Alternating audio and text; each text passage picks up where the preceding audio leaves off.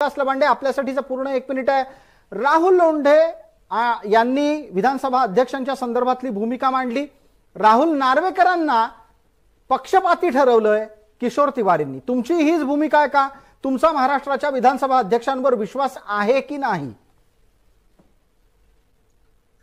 माझा विश्वास आहे की नाही यापेक्षा देशाचं जे सर्वोच्च न्यायालय आहे त्या सर्वोच्च न्यायालयाने जे काही प्रश्न उपस्थित केले विधानसभा अध्यक्षांच्या कामकाजासंदर्भात हे देशातल्या सर्व मीडियाने, प्रसार माध्यमातल्या, मग प्रिंट मीडिया असेल, इलेक्ट्रॉनिक मीडिया असेल, गोदी मीडिया असेल, सगळ्यांनी ते दाखवलेलं आहे।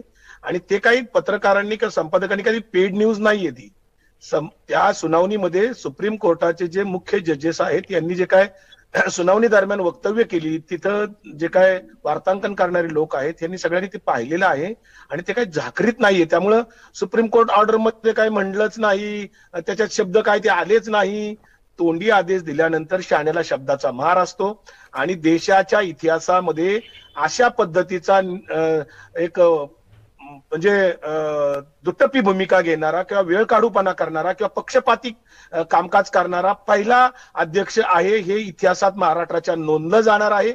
आज महाराष्ट्राच्या तुम्ही कुठल्याही कार्यकर्त्यांना विचारा, कुठल्याही नॉन पॉलिटिकल माणसाला विचारा, प्रशासनातल्या लोकांना विचारा, पत्रकारांना विचारा, प्रत्येक जण हेच सांगेल की वेळ काढूपणा इथे चाललेला आहे, इथे पक्षपातीपणा चाललेला आहे। कसं तरी यांना लोकसभेच्या निवडणुकीपर्यंत हे लांबवायचं आहे। त्यामुळे सुप्रीम कोर्टाने जे आदेश दिलेले आहेत ते जरी सुप्रीम कोर्टाच्या एका मर्यादेत असले तर विधानसभा अध्यक्षांना सुद्धा मनमानी करता येत नाही असं राज्यघटना सांगते।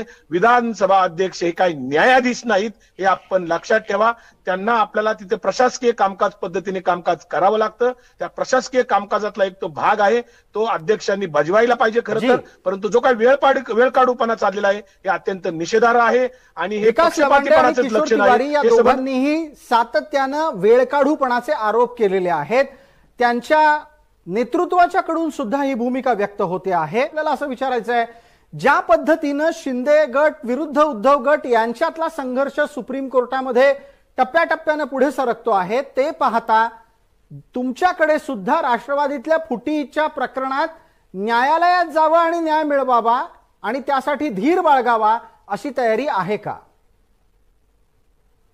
मुळामध्ये त्या संदर्भामध्ये आमच्या पक्षाने सुप्रीम कोर्टात विधानसभा अध्यक्षांना वेळेत निर्णय देण्यासंदर्भात याचिका दाखल केलेली आहे आणि शिवसेनेची याचिका आणि आमची याचिका ही कोर्टाने एकत्रित सुनावणीला घेतलेली आहे। परवाचा जो जे काय सुप्रीम कोर्टाने निर्देश दिले वगैरे त्याच्यात शिवसेना आणि राष्ट्रवादी दोन्हीच्या संदर्भात विधानसभा अध्यक्षांना निर्देश दिलेले आहेत।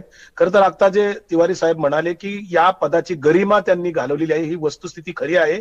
कारण आतापर्यंत असा अध्यक्ष कुणीही बघितला तर मी 32 वर्ष राजकारणात आहे, परंतु अशा पद्धतीचं कुठलाच अध्यक्ष वर्तन केलेलं नाही। नार्वेकर तिथं भारतीय जनता पार्टीचे प्रतिनिधी म्हणून काम करतायत, ते पक्षपातीपणा भूमिका करतायत म्हणून ते सभापती अध्यक्ष असताना सुद्धा दिल्लीला निर्णय विचारायला जातात।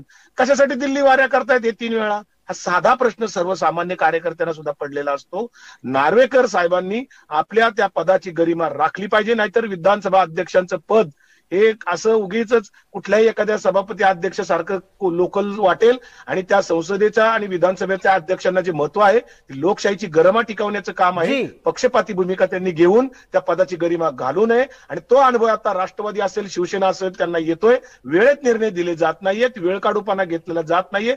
जोपर्यंत नरेंद्र मोदी आणि अमित शहा सांगत नाही तोपर्यंत निर्णय घेणार नाही, ही वस्तुस्थिती आहे। त्यामुळे त्यांनी त्या पदावर राहू नये। ठीक आहे, यावर त्या ठिकाणी नेमलं जावं का? जी आपली प्रतिक्रिया हीच आहे का की यापेक्षा अधिक काही वेगळं आहे?